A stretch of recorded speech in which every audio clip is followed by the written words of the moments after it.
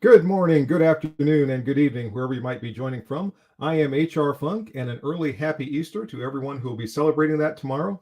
This is my pre-NRA annual meeting live stream, and so named because I wanted to come on the live stream today and let everyone know that the end of this coming week, Friday, Saturday, and Sunday, I will be at the NRA annual meeting in Indianapolis, Indiana. And I'm really looking forward to going. This is the first time that I'll be able to go in the last several years. There was, I think 2 years ago, it was canceled due to COVID. Last year, it was in Houston or someplace. It was just a little bit too far away for me to get to. So this is going to be the first time I've been able to go. And if you've never been to the NRA annual meeting and you're an NRA member, I would encourage you to try to make it sometime because it's a tremendous experience, regardless of, and of course, first thing this morning, I'm losing my voice. But regardless of what your current feelings might be regarding the NRA, the annual meeting is quite a spectacle. It is nearly as large as the SHOT Show, by my understanding. I've not been to the SHOT Show, but from people I've talked to who have been to both, it's nearly the same size as the SHOT Show. There are representatives there from all across the industry with firearms manufacturers and people who do hunting products and guide services and every type of training item you can think of. There is someone there that is representing those manufacturers. And for me, as someone who has the YouTube channel, it's very nice because I can talk directly to the people that produce the products that I talk about in my videos, and I can pass on the information I get to all of you. So I learn a lot of things there. And again, I really look forward to this. It gives me a chance also to touch base with some of my sponsors, like, for example, the folks from Optics Planet or Hilux Optics, or I'm not sure if Targets Online is going to be there or not. I hope so, because so far, all of my conversation with them has been either on the telephone or through email or what have you. And I'd really like to meet those folks face to face and be able to talk to them. And that's one of the things. If I have a company or a product that I endorse or I recommend all of you, I really like to know the people behind that product so that I know that I'm representing, for lack of a better description, good people that I can pass that information on to you and help support their products. And when you see some of the people, just like recently, I had the MMC site for my 38 Super 1911. And with that, I had talked to the gentleman back and forth who manufactures that site, who now owns MMC. His father started the company and he was able to purchase it. Just seemed like a great guy. So it makes me feel good to represent people like that and their products and just know that I'm helping out good folks. And that's part of the reason that I kind of tend to like working with smaller manufacturers. You won't see me come on the video probably and talk about how I spoke directly to whoever from Springfield Armory or Ruger or what have you. But, I'll tell you about, I talked to the guy that owns MMC sites, or I spoke directly to the folks from Optics Planet or whatever. So that it makes me feel good. I have that relationship with Hot Munitions too, where I can call them up. It's a good group of people. I've talked to the owner. There's sort of that friendly business relationship that we have, and I really, really like that. And again, I like to be able to pass that on to all of you. By the way, before I get too far into things, I do have the ticker running across the bottom of the screen again. If anybody would like to join as a guest on the show today, all you have to do is send me an email to that email address. I will forward you a link. You can click on that. It'll bring you here. I'll let you in the room and we can talk back and forth. As always, if you don't want people to actually see you and you just want to join by voice, make sure you don't have your camera turned on, because I know it's early in the morning, at least in this area. So if you haven't had a chance to do your hair yet or anything like that, you can leave your camera turned off and just join by voice. But again, I want to throw that out there. I also was hoping that, if you guys have anything, I say you guys, you folks, have anything that you would like me to try to find out information on while I'm at the annual meeting, assuming you're not going to be able to be there, throw up the questions here. I can't guarantee that I'll be able to get, this information or that information or whatever, but if I can, and it's something that might be of interest, especially if there's an interest in it within the entire group, I'll try to get that information and bring it back here and either put it in a video or a future live stream. So with that, long-winded intro out of the way, let me see who we got here. I know I saw several people that were in here early this morning. Rich Powers is here, Scott Person, Roy Kiefer, Art Grote, and going down the list, KD Cowboy is here. If I missed your name, I'm sorry. Echo's dad is here. Craig Benz, Dewan, Ben Crane is here. Bill 1717, Hot 8, Jean Michel, Greg. I'm not sure if I'm pronouncing that right. Hello to you. Thanks for joining all the way from France. Brett Phillips is here, and I think that's the list. Okay. So let's see. Do we have any questions that have come up here yet, or comments or anything for the good of the order? Scott Person, life member of the NRA, never been to the meeting or show or a gun show. I'm assuming you mean the NRA show. If you ever get the chance to go, and a few years ago it was down in Charlotte, which would be relatively close for you. If you get a chance to go to one of those, and not just Scott, but everyone, if you get a chance to go, you will not regret the experience. I've been to probably a half dozen of them at this point, but like I said, in the last few years, I haven't been able to go for one reason or another. So I'm really looking forward to getting back there this year. And Ben Crane, I'm betting large portions of this group doesn't have much hair, including. I seem to recall you having quite a bit of hair, Ben. Especially some down here on your face, different places. But okay, everybody has to be nice now. ERJG is here, so we can't talk about him anymore. Jeff Barron is here. He says, "What am I chopping?" Sorry, Jeff, I just now saw your name. Tony York is here. Good morning to you. Vincent P. Ask CZ USA when they'll bring the Bren 2 and 308 to the States, please.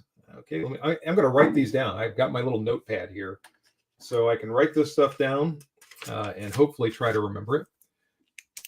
So, CZ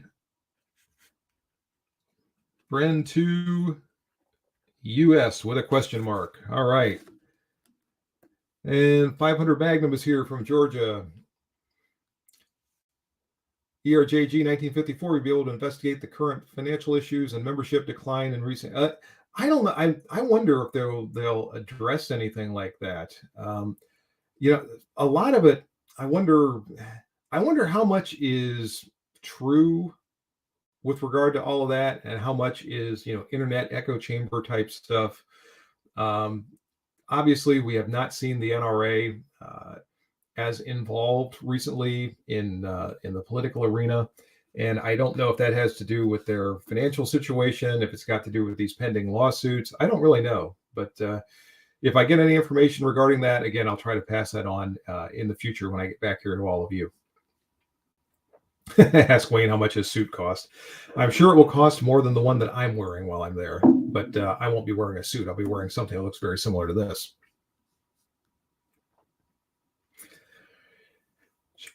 Jeff Barron, isn't HK bringing out a VP9 SK subcompact? Okay, I'll write that down.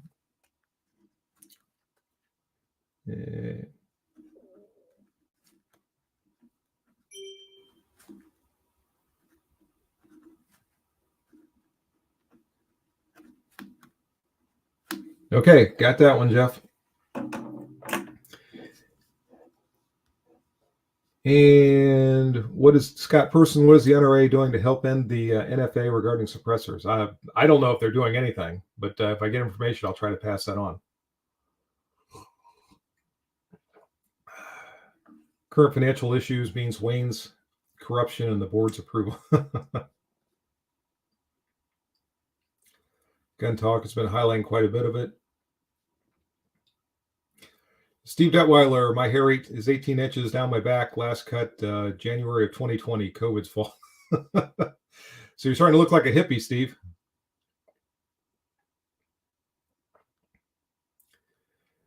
Ben Crane has real danger of his head getting sunburned. Some upcoming things for the show. This coming week, there will be one video on Wednesday, which is going to be an update to my TSOS Raider video from last week. I've had a few more rounds through that pistol now, had a chance to evaluate it a little bit more. So I'm just going to update everyone on that. That'll be coming up on Wednesday.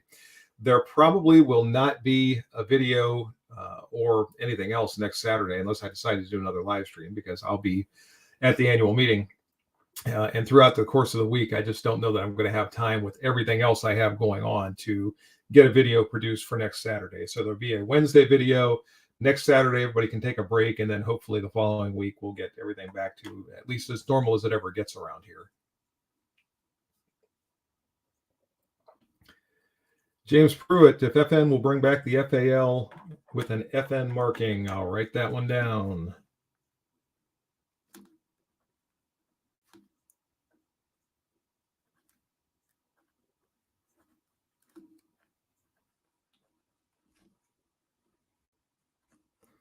With an FN marking, you said, right?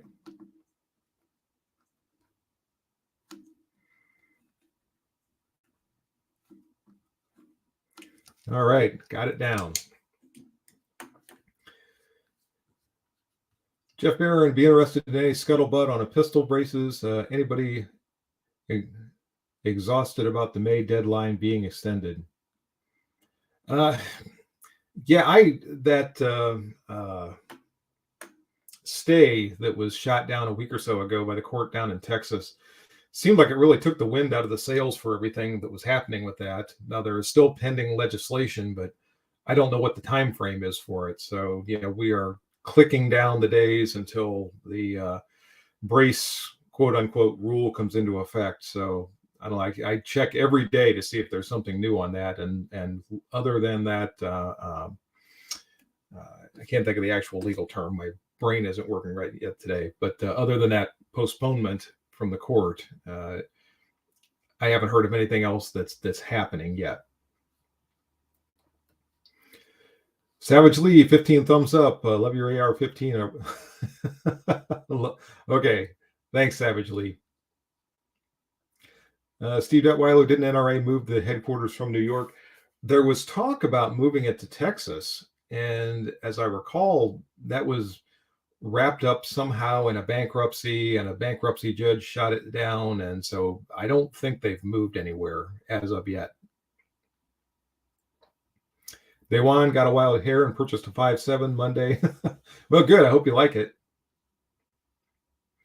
Savage Lee, what new content can you do about the Beretta 92? I don't know. The Beretta 92, or in my case, the M9, shows up pretty frequently in my videos, but new content, that's limited only by my imagination. So you never know when you might be seeing that, or even another one. I've mentioned before that I've got a Langdon Tactical that's been calling to me, and I don't know if I ever decide to take the plunge on that. I'm sure you'll see that here. So just stay tuned and we'll see what happens.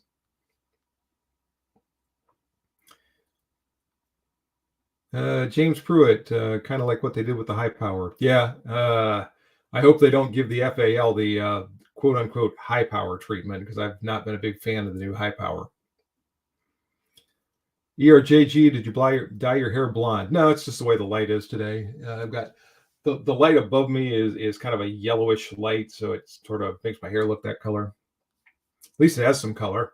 It's not just gray like it usually is.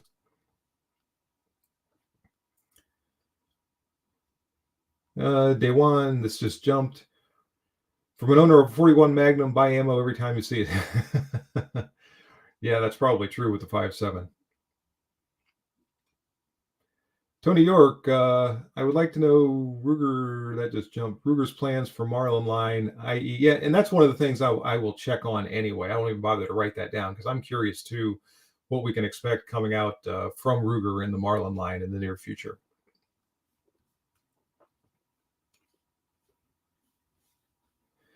KD Cowboy recently put an optic on a Smith & Wesson Shield Plus, ordered a filler plate, doesn't really seem to do too much. It seems like a waste of money. Screws are near the back of the optic, so it lifts the front of the optic. So that's on a Smith & Wesson Shield Plus. The optics ready Smith & Wessons I haven't had a problem with mounting the optic using the mounting plates, but I don't know anything about the Shield specifically. So you might want to give Smith & Wesson a call and run that by them and see if they have any suggestions to help you out. Bill 1717 NRA has had a cloud of corruption that they just can't clear up. I need a change in leadership. I think that's true. I mean, NRA, what's his name? Wayne LaPierre has been in charge of the NRA since what, 1990 or something. We're coming up on 30 years that he has been running the organization. And what I tend to see with the CEO of any organization really is it seems like there is a lifespan where they are doing really good work. I think Wayne LaPierre early on was doing pretty good work. You know, the NRA got bigger and bigger, the lobbying got more and more powerful. But it seems like, you know, it reaches a point where all of a sudden that leader is now sort of coasting on everything they used to do. And I think that's sort of what we're seeing with the NRA right now. And I tend to think you're right. I think when there's a change in leadership and maybe a change in direction for the organization, we'll see it get back a little bit more to what a lot of us have known it to be historically.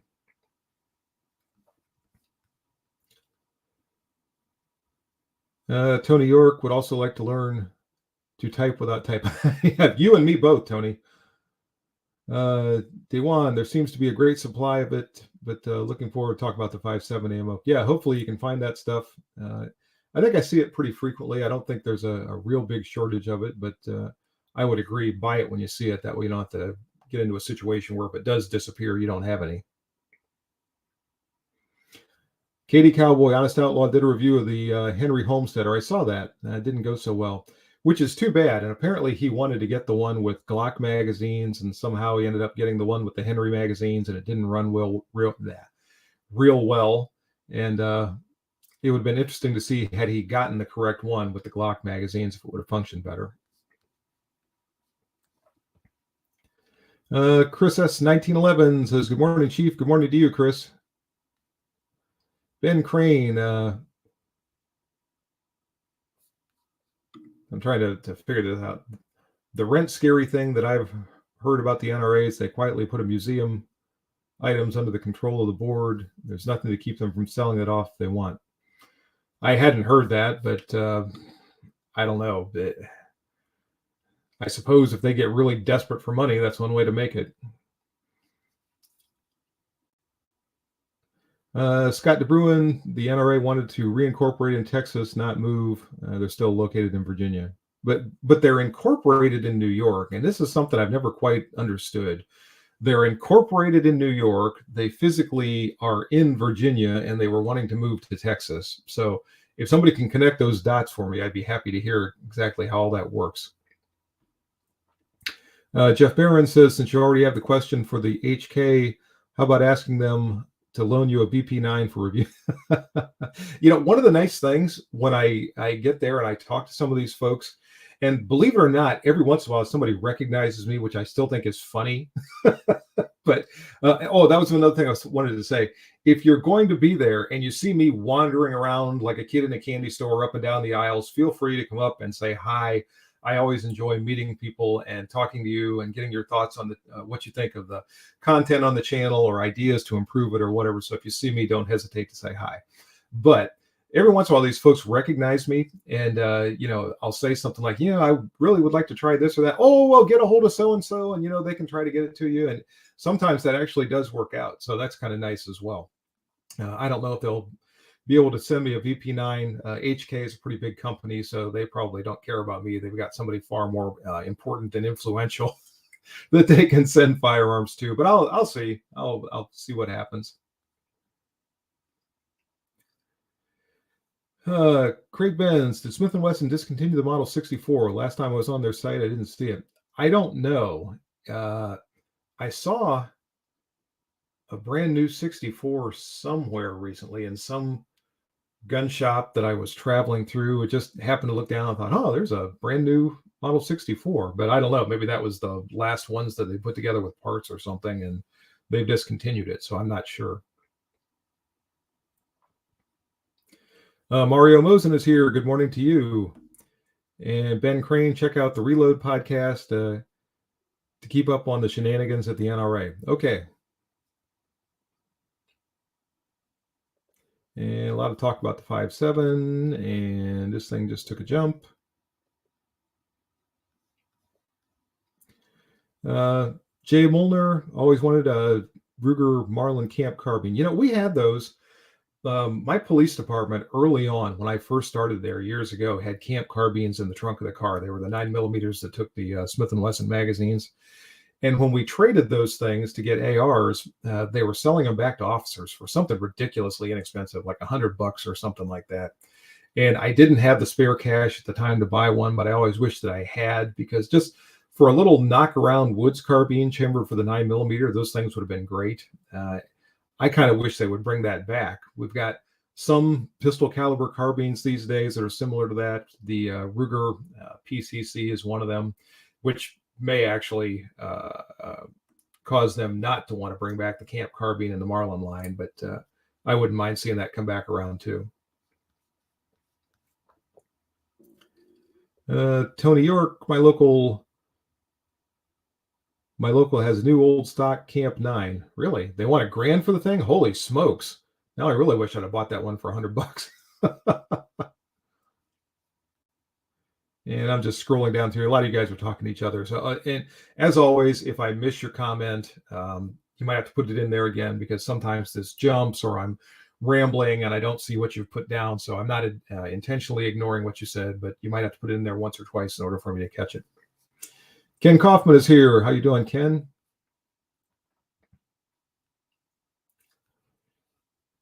And Ben Crane, HR Funk, I can get you a HK VP40 to test, but historically loaning you HKs has not worked. I'll keep an open mind, I promise, sort of. KD Cowboy says, anyone experience with a 1911 Emissary and 45 ACP? I've only seen them. Don't even think I've handled one. People that own them seem to speak highly of them. I just don't care for the styling. It looks weird to me, and I guess I'm too much of a traditionalist when it comes to the 1911. That, you know, I see all those, you know, lines and angles and everything else, and it just doesn't appeal to me. ERJG says Smith & Wesson discontinued the Model 64 in 2021. So there's your answer.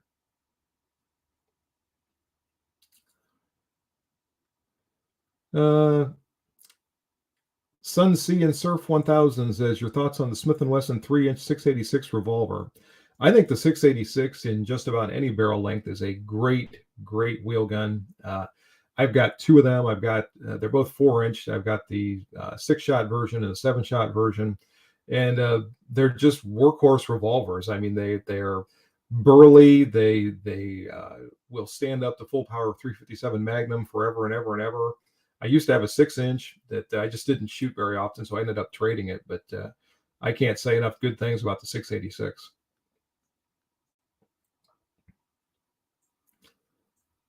HK's backward loaded mags and all. Day one, I thought you did a review on an Emissary. No, I did a review on a Ronin, but not an Emissary. And again, I'll remind everyone, if you want to be a guest on the show, all you have to do is send me an email to the email link going across the bottom of the screen there. And I will bring you on. I'll send you a link, actually, and then bring you on the show. Just want to check right now and make sure that nobody sent an email that I didn't see, and there does not appear to be one. What other exciting news do I have to tell you about today? Speaking of my Springfield Armory Ronin, I ended up, if you saw the reviews of that, I was not happy about the accuracy level that I was getting with that handgun. And also my point of impact was high. It was from 15 yards, like 3 or 4 inches high. And that was bugging me. So I got a hold of Springfield Armory. I talked that over with them. I ended up sending the pistol back to them, and it just came back yesterday. In fact, no, I put it in the safe. I was going to say it's sitting here beside me, but it's not. It's back in the safe. So I haven't had a chance to do anything with it yet other than take it out of the box. So when I get that back out to the range and get it in front of the camera, I'll give you an update on the performance of the Ronin. HR, are there any guns that you're looking forward to seeing in person? Actually, quite a few. And some of these are going to be ones that might surprise you. I really want to talk to the people from Canik, because the more I look at some of the Canik firearms, the more interesting I think they are. Tezos, as you know, I've got 2 of their 1911s now that I really like. They've come out with one that is a sort of a knockoff of the older 380 Berettas, the Cheetah, I think, with wood grips. And the only time I've seen it is just in a flash from a little bit of video footage from the SHOT Show. Somebody just held it up and said, here's what it is, and put it back down and grab something else. But I really want to take a look at that thing. I have seen the new Beretta, what is it, the 80X Cheetah that has come out. And I was watching something on that yesterday, and I was telling ERJG 1954 about this on the phone yesterday. I saw that, and I was thinking back to the handguns from a couple of decades ago. There was a sergeant that I worked with who had a Browning BDA, which basically was the Beretta Cheetah, only instead of having the open slide, it had a closed top slide, and Beretta manufactured it for Browning, and then Browning marketed it. But the one he had was in nickel. And the word that comes to mind when I think about that handgun is it was just elegant. The lines were nice. The nickel finish was beautiful. It had the really nice and nicely finished wood grips. And I'm thinking about those handguns, that were made back then, that there was a sense of class with those.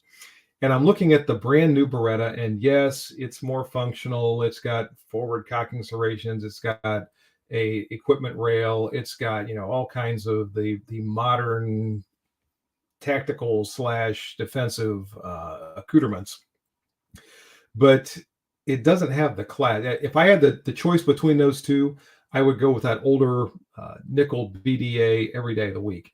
And this Tezos 380 that they're building at least has wooden grips. I want to be able to look at that thing more closely and see, is this something that I think I wouldn't mind trying out or not? For a 380, I realize that design is kind of large, but at least it's cool large. It's not large and ugly. So anyway, I'll get off that rant for now and go back over here to some of the questions. Tom White is here. Glad to see you made it, Tom. Richard Williams, good morning. Just picked up an EMP 3-inch. Got an amazing deal because it has the idiot screw. Oh, only 50 shots through it. Wow, nice to shoot. Good. I'm glad you like that. And those are nice looking little pistols. That's one of the things about the Ronins. The appearance to me is striking, that two-tone, and I just think they look very good. Ben Crane needs a microdot for your Legion. By the way, I'm going to be coming up again as soon as I get time to do it with a comparison. I've now got, I don't know, half a dozen different red dot sights, kind of ironically. And I want to go out and do a comparison for someone like myself who has spent literally 50 years shooting iron sights, and now with this array of different optics, to see if for an iron sight shooter, any of those really have any sort of an advantage. So I'm hoping to come up with something on that in the next couple of weeks.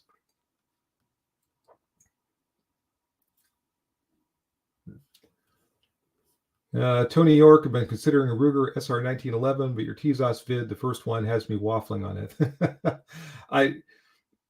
I can't say enough good things about the Tezos 1911s. I own 2 of them now. There have been if you compare it, and when I did this with my U.S. Army pistol and the Colt, when you look at really closely at fit and finish, and maybe some of the component parts like the springs or something like that, you'll see an advantage to the more expensive handguns. But for what little bit it takes to maybe refine the Tezos or whatever, and the amount that you're getting into that handgun for to begin with, they have a lot going for them. That's all I can say.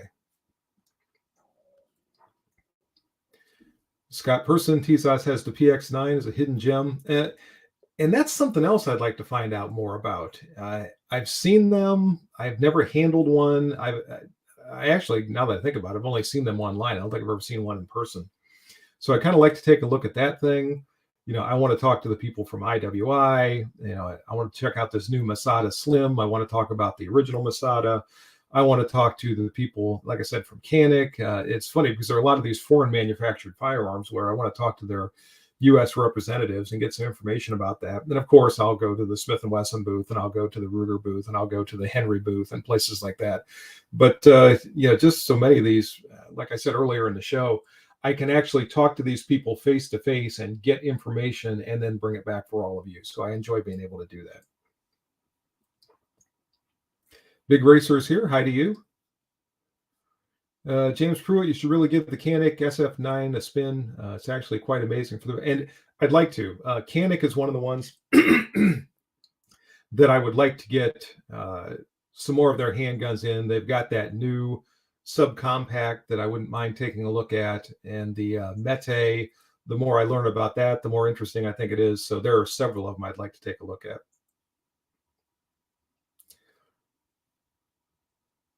Day one. Looks like he's talking to KD Cowboy. Ben Crane, I need a microdot and a Delta Point Pro footprint. You've got the Romeo 1 Pro and the Loophole DPP that you tested, the EOTech. Which is best? That's one of the things I want to look at in this test. I've never compared them side by side. They all work well, and I want to see if I can answer that question when I shoot them. And I'm coming up with a test protocol now and a way to rate them and all those kind of things. By the way, there's a lot of times in my videos before you ever see anything on screen that I've put, lots and lots of time into, developing the concept and coming up with ways to evaluate things and rate things and point systems and numbers and all that kind of thing. This video that went up a few days ago with me shooting a phone book, or it was actually a law book, took virtually no brain power to be able to do this thing. I shot both the book and the video in a very short period of time. Editing was pretty easy, and I threw it out there, and it's been one of my top viewed videos of this year.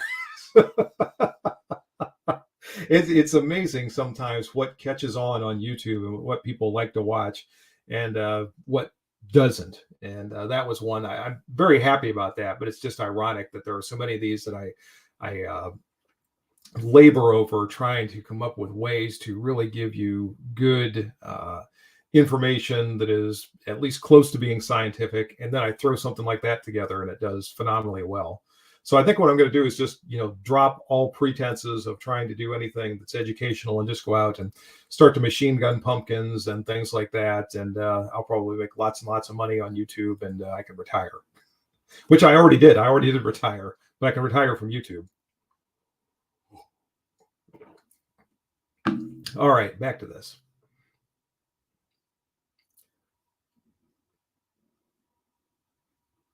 And I'm trying to catch comments that are coming from me because, again, a lot of you guys are talking to each other. That does seem like the year of the budget gun for HR Funk. It's always the year of the budget gun for HR Funk. It's but I go back and forth because, like I said, I'm considering that Langdon Tactical. That's a higher end, higher price firearm for me. I mean, you'll probably never see me review the $4,000 1911 or something like that. Maybe for somebody who is a competitive shooter or somebody that has lots and lots of money and they want to feel like they've purchased the top of the line firearm, whatever it might be. Those might be firearms for them. Right now, somewhere between $1,000 and maybe $1,500 is where I'm topping out for my firearms purchases. It's just, for me personally, I don't see the increased performance as justifying the extra expense for what I'm going to be using the firearms for. And so, yeah, it probably does seem like the year of the budget firearm for me. But I'll blame it on the president and his inflation and my need to try to conserve some money. How's that sound?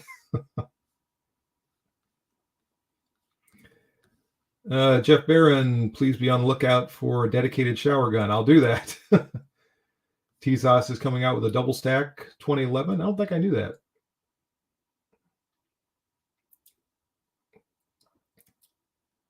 And I got way behind here, so I'm trying to catch up on the comments.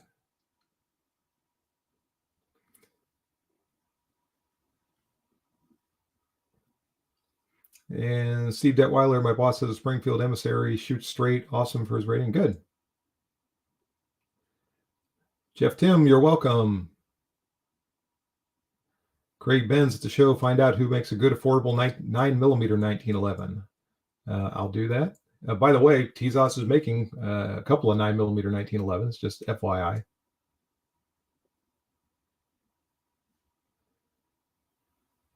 Day one, I guess someone at the local gun store got their hands on some good drugs. They have a Canic Rival at 1,500. Holy smokes. That's more than twice what I paid for mine. That's outrageous.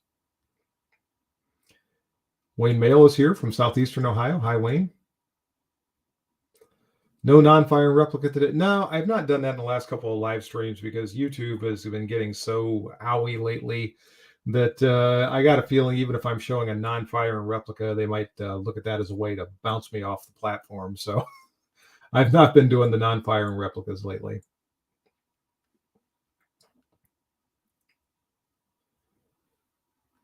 Andrew Peterman, love watching your vids, purchase several different brands, but keep going back to the M&P. It's a solid platform. I like my M&Ps. There's nothing bad I can say about them. Tony York buy a crap load of lump. KD, can you get a set of World Book encyclopedias? Probably. I would imagine not too many libraries need those anymore. There's probably stacks of them in their dumpster.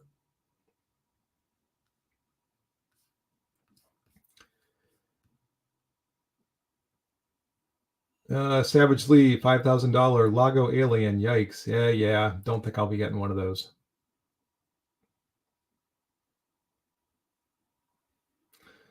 Oh, Daywan says you meant the budget guns are coming out, or budget companies are coming out with better firearms. Yeah.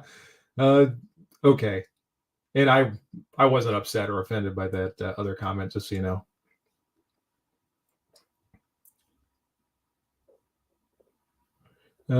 Day at the Range says that's honestly the sweet spot, 1,000 to 1,500 for 1911 today. Yeah, I mean, there were so many good ones in that category, and even below that, that spending that $3,000, $4,000, $5,000 on a handgun just seems excessive to me. Now, like I said, if people have the money and that's what they want to spend it on, that's their prerogative. But for me, and what I use them for, that's just, I don't know. I don't need to spend that much. Red Dirt, Bull Armory makes great 2011, and I want to look at their stuff too, because I've got my Masada out of Israel. I've never handled a Bull Armory out of Israel, and I hope I'm pronouncing that Bull. Not really handled any of their stuff, so I want to take a look at that while I'm there. Again, it just seems like a lot of these manufacturers outside of the United States are really putting out some good products these days, and I want to have a chance to look at some of these.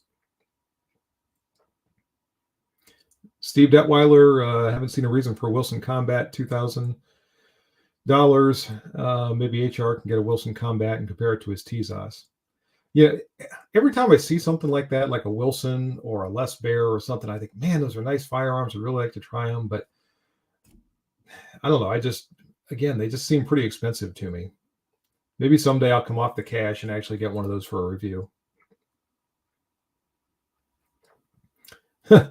Sunsea and Surf really like the phone book shooting, reminded of the old days. A lot of people said that. A lot of people said it reminded them of the old days and the magazines and things like that, where people would be shooting phone books, or they'd be shooting, whatever people would shoot back in the day, 2x4s or something like that, to test their firearms. So I'm glad everybody enjoyed that. It was a fun video to make, so I'm glad you all liked it. Red Dirt wasn't the wet phone book the FBI standard before the gel. I don't know. I don't know what they used before gel.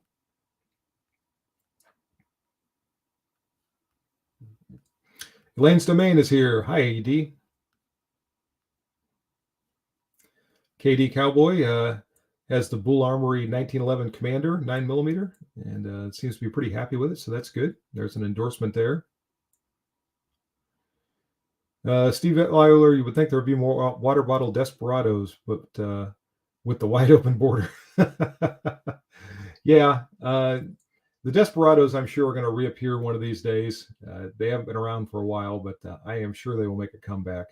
They never stay away for too long.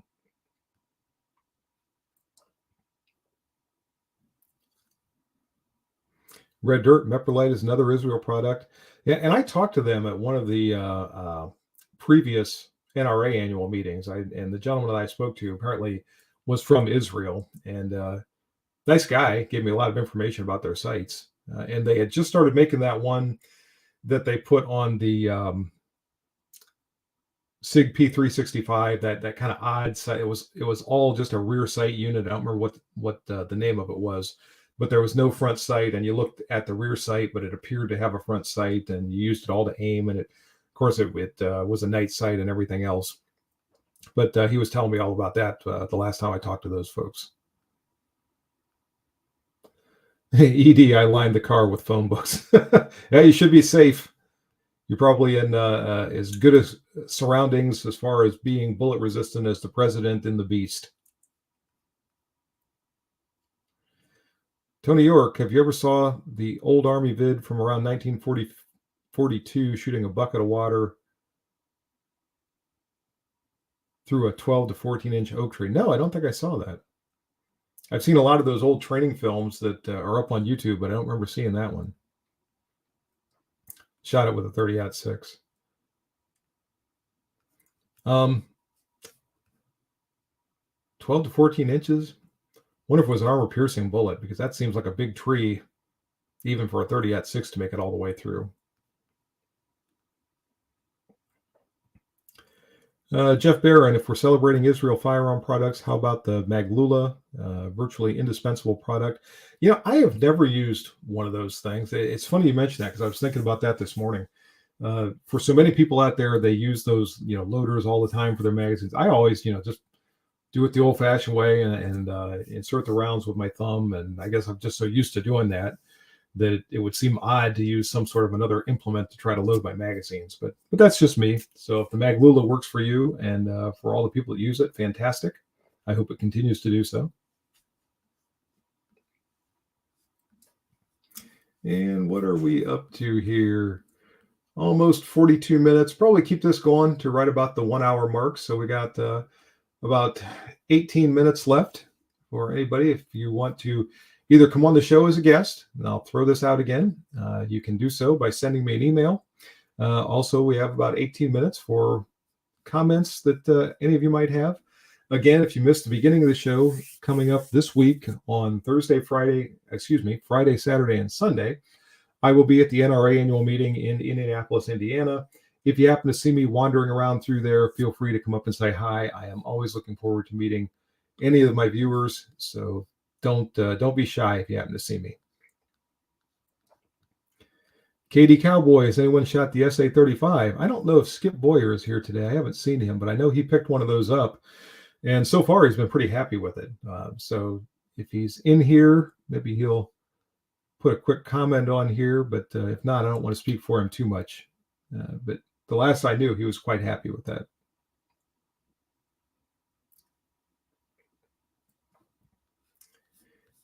And let me check something here.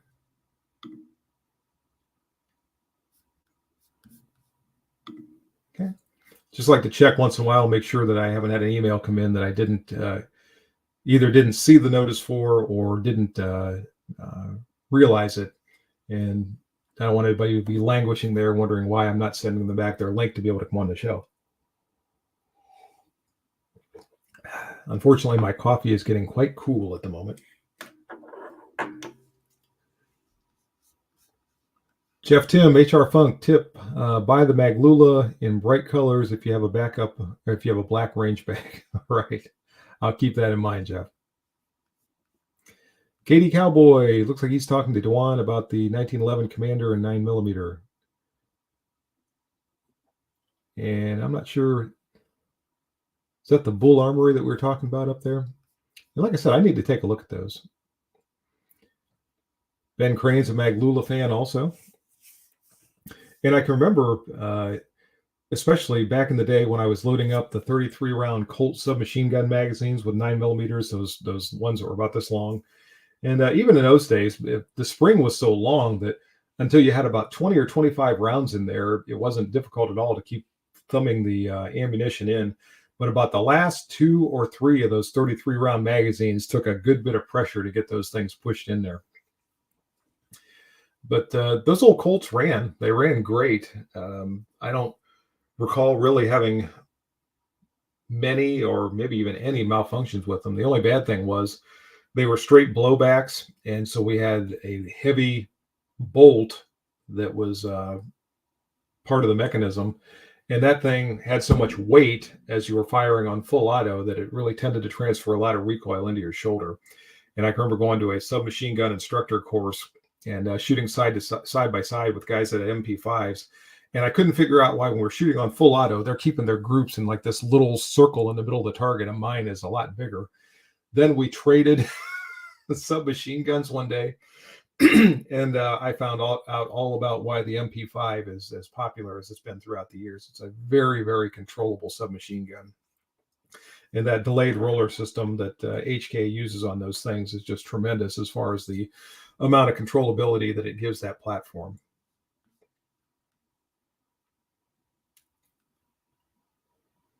And I'm just looking over here to see if we got any questions that are aimed at me. James Pruitt, the last few rounds of an FN 509, 24 rounds are a booger to get. Yeah, and I've not tried one of those. I got an FN 509 in, it's probably been 5 years ago for a review. And I actually purchased it. And I've told the story before. I thought I was really going to like that handgun. And I liked everything about it except the way it shot. It was one of those handguns that just didn't work for me. And I think it had something to do with the trigger and exactly where the trigger broke and everything else. And I'm sure if I dedicated myself to that handgun that I could have overcome that and gotten to where I shot it pretty well. But there were so many other handguns that I already shot very well that I just didn't feel the need to do that with the 509. So pretty quickly it became trading fodder and went out to someone else, and it got transferred into some other firearm that I may or may not still have. I don't remember.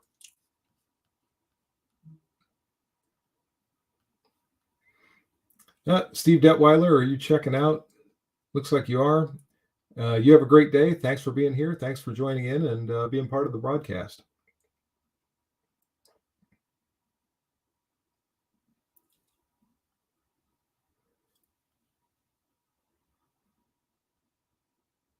Richard Williams just finished 1,000 rounds through his Gersan Regard MC. Not a single good. And I know the Gersans that I've tried.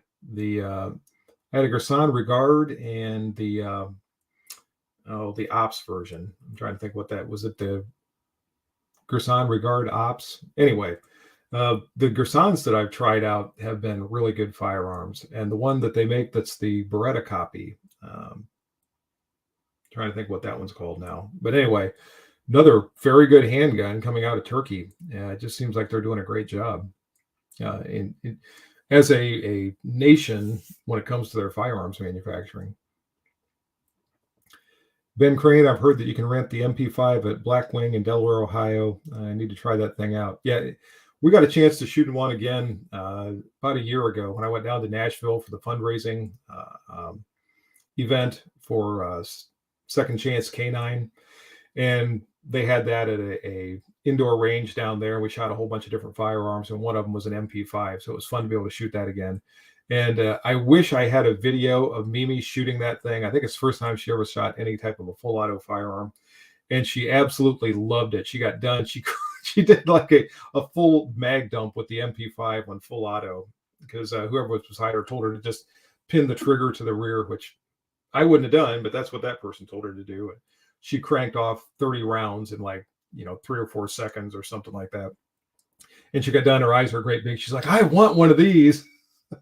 And there was a guy there who was a retired Army Special Forces. He says, yeah, everybody wants one of those. But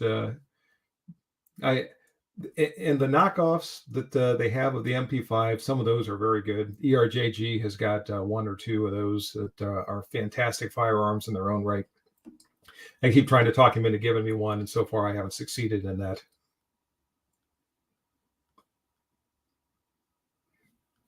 And it looks like Chris S. 1911 is leaving us. So take care, Chris. Thanks for joining, and have a great day. Yes, we got people bailing out. We're down to about 10 minutes here left in the show. So enough time if anybody wants to come on and join for a quick chat face-to-face. Feel free to hit me up on the Zoom Internet email down here, and I will get you a link so you can join. And otherwise, I'll look and see if I missed any comments over here. James Pruitt, I have a buddy who is a Marine that wait a second, who's also a Marine who has an issue with how the 509 shoots. It's a Marine thing, I guess. Yeah, it could be. And really, for me, it had to do with where the trigger was breaking. It breaks a lot farther forward than virtually any other semi-automatic handgun that I have. And it just kind of screwed with my timing, especially when I was shooting, double taps and failure drills and things like that. If I just was, taking my time and squeezing off one shot at a time, it wasn't such a big deal. But when I was trying to shoot multiple shots on a target, it just sort of messed with me a little bit, and I didn't care for it.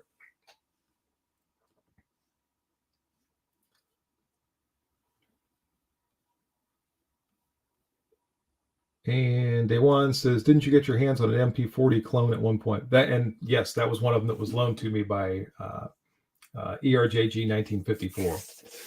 And thoroughly enjoyed that firearm.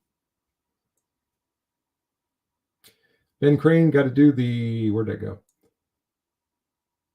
3S trip through the bathroom and get to the shop. Have a great day. You too, Ben. Have a great day. Enjoy your time there working. If you see any firearms that you think I can't live without, don't hesitate to grab it for me.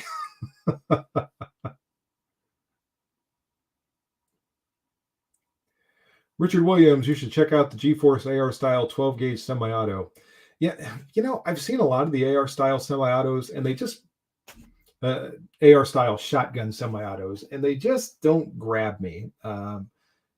Maybe I'm too much of a traditionalist when it comes to shotguns or something. I've seen various manufacturers that are churning those things out, and they just don't call to me, I guess. So I don't know. If I get my hands on one, I might try it out, but I'm not looking real hard for one of those. Bob, our range is finally going to open coming this week. All the snow and ice, good. So sounds like you're going to maybe finally be able to thaw out a little bit and get out on the range. That's great.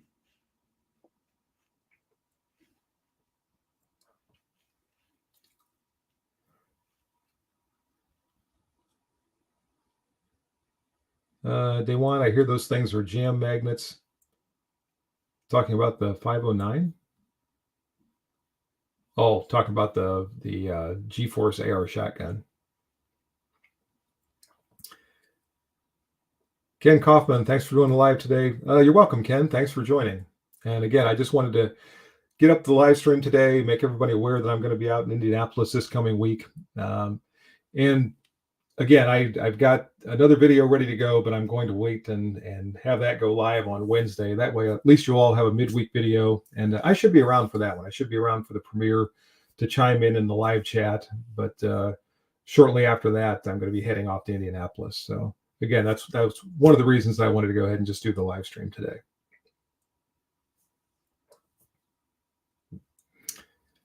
Jeff Tim, do any of the AR or AK shotguns work and last? I can't answer either one of those questions because I've never used one. Right, I got that, Daywan. I realized what you were saying.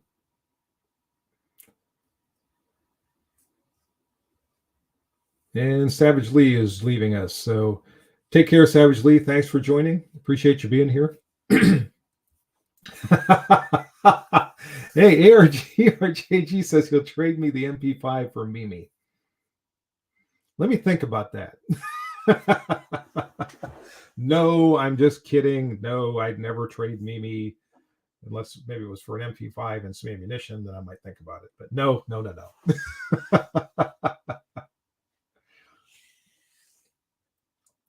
Craig Benz, what are your thoughts on a thumb brake or the same, what are your thoughts on a thumb brake or some other retention on a concealed holster? If it's concealed, I'm not as likely to have a thumb brake or some sort of a retention device on my holster. The only time I think that really comes into play is if you're going to be involved in some sort of vigorous activity where you're worried that it might bounce out of the holster or fall out or something like that. And if you've tested it and you've done some running in place, jogging, jumping jacks or whatever, and it's not starting to come out or falling out or anything, you should be in good shape. Now, if it's going to be exposed, then it's probably a good idea to have some sort of a retention device. But if it's going to be concealed, again, if you're not worried about it falling out of whatever your concealment or your carry method is, then I don't see it as being so urgent.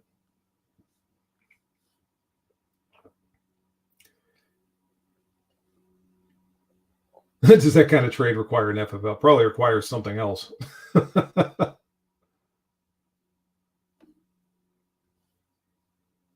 Maybe it's registered as an NFA weapon. Wayne Mayo, okay, real quick, what's your favorite pocket carry? My favorite pocket carry is my Smith & Wesson Model 342 Airlight TI with the titanium cylinder and the alloy aluminum frame that weighs something like 11 ounces. It's my most often carried firearm for off-duty purposes and CCW, because it is so easy to just drop in a pocket. It weighs virtually nothing, and I'm off and running, and I've got that little 5-shot J-frame with me. So that is my favorite pocket carry.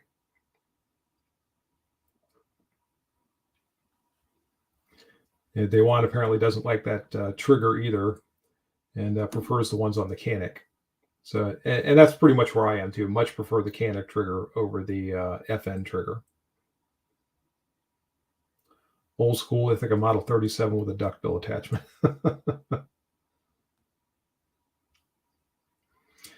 James Pruitt, haven't tried it, but I hear the striker from Apex for the 509 makes a big difference in the trigger of the 509. And it probably does. I mean, Apex Tactical makes some great products. I see a lot of people talk about, how much they like this firearm or that firearm or whatever firearm, which is fine as far as that goes. And then somewhere along the course of discussing it, they'll say, "Oh, and I switched out the trigger to an Apex Tactical," and it just always bugs me, to buy a firearm and then the first thing you got to do is turn around and drop another $100 or so into the trigger. That just annoys me. If it's something somebody wants to do because they would just prefer to have a better trigger, that's one thing. But for a lot of people, it just seems like it's a foregone conclusion that whatever, they just ignore whatever trigger is in the firearm to begin with because they're going to replace it with something else. And I don't think that gives manufacturers any incentive to put better triggers in their firearms to begin with. ERJG says the Vepr 12 is not a Jam-O-Matic, and he would know. I certainly don't. Any really quick, funny cop stories that come to mind? I had a theft one time from a convenience store. Somebody went in, and I don't know if every place is like this or not, but Ohio has these big see-through plastic box things that are full of lottery tickets. And if somebody comes in and buys a lottery ticket, the clerk just pulls off however many they want. And of course, the thing is on a big roll. They just pull it out and tear off however many lottery tickets and give it to the person. And they go and scratch off the tickets to see if they want anything. I had a guy go in one time and just grab the whole lottery ticket box thing and carry it out of the store. And as he was walking along, he's scratching off lottery tickets and just dropping them and carrying them off, dropping them. And of course, it was snowy out. It was the middle of the winter. I get this call, and I go outside and I see these lottery tickets. And there's one here, and I followed a little ways, and there's one here. So I followed this trail of lottery tickets all the way back to the guy's house, knocked on the door. Hello, hi. And the lottery ticket box is like sitting on a chair right beside him. Guess what? You're under arrest. What? So that's the first one that comes to mind. Dumb crooks are always fun.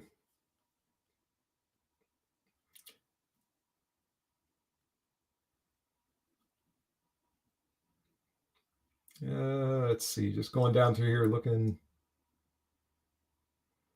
A lot of people agreeing with that comment about the triggers.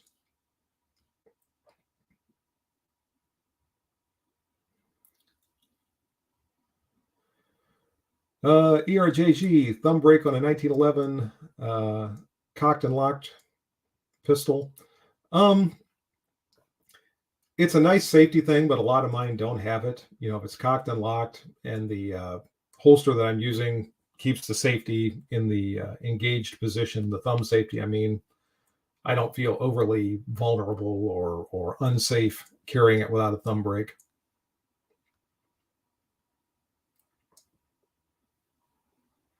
And we are coming up. In fact, we just hit the 1 hour mark, everyone. So I am going to start wrapping things up. Thank you very much to everybody who participated this morning. I didn't look to see what our high water mark was as far as participants, but I think we were up somewhere around 45 or 50 people. So thank you. Again, if you see me at the upcoming NRA annual meeting, be sure to come up and say hi. I'd be glad to meet you. If you have any thoughts, ideas, comments, or whatever, and you want to shoot me an email or ask me a question or whatever, by all means do that. I can add it to my list if it's something that I need to ask manufacturers about or whatever. But thank you, as always, for all your support of the channel. Thank you, a special thank you to all of my channel members for your unending support. You all make it possible for me to do what I do, and all of the participation and the interaction and the commentary back and forth is what makes this YouTube experience worth doing for me. So I appreciate each and every one of you for your support of the channel, for your support of my efforts here, for your friendship, our interaction. Once again, to everybody, a happy Easter tomorrow. I hope you have a very safe and enjoyable holiday, and I hope the Easter Bunny treats you well. See you next time, folks. Until then, good shooting. Bye-bye.